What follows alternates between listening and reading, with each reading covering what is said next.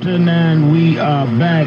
Let me say in terms of announcements, we were talking about the shooting. I did not remind you that every Sunday, make sure you watch Politics Nation with Al Sharpton live on MSNBC at 8 a.m. Eastern and 7 a.m. Central Time. And it is a show you don't want to miss on the weekends. And then, of course, on Saturdays is the National Action Network rallies. You can now see the rallies on Impact Television on Saturday mornings. Our rallies, if you're in New York, are from 9 a.m. to 11 a.m. I'm there every week. Join me there, 9 a.m. to 11 a.m. at the House of Justice, 145th and Lenox, or watch it on Impact or on Facebook Live at National Action Network.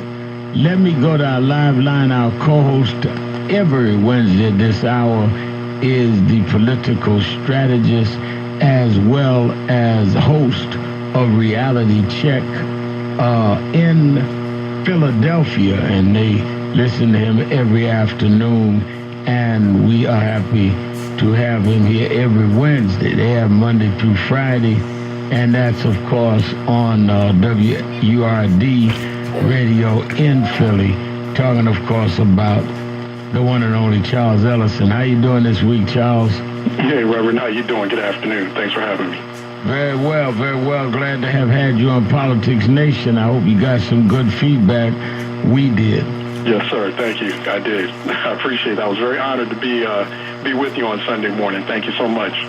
Yeah, you know, a lot of our guests are surprised when they get the feedback that so many people are watching on Sunday mornings, but I look at the numbers. Yeah, I'm not at all surprised. I hear about Politics Nation every Sunday morning, especially when church rolls in around that standard 11 o'clock hour.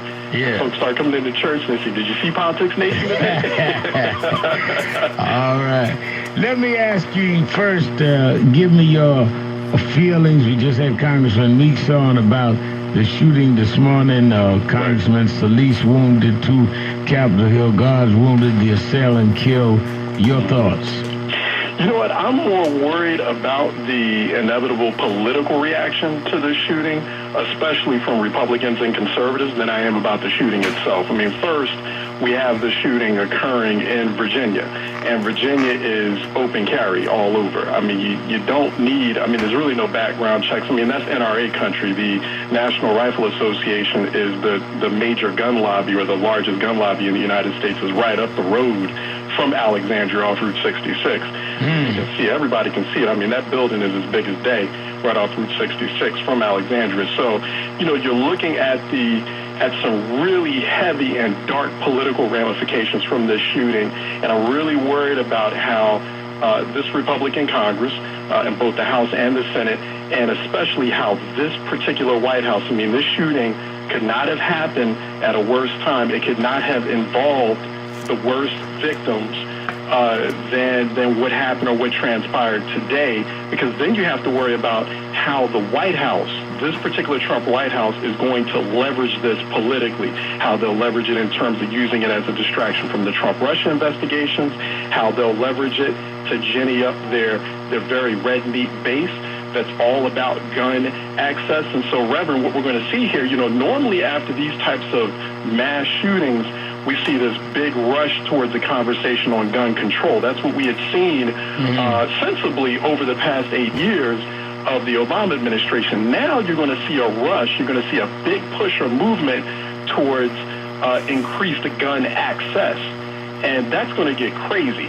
And so you're already starting to, you know, you got one congressman out of Washington, Representative, I believe Chris Collins, already saying, he said, you know what, when I go to these baseball practices or baseball games, I'm going to carry my gun around.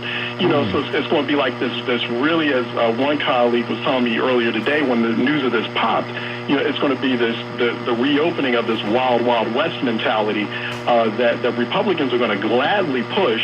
And this could very well, and they're going to see if they can leverage this into a campaign issue in these gubernatorial races coming up, especially in Virginia. We just had the primary for the gubernatorial race in Virginia yesterday, it was big, massive turnout by Democrats.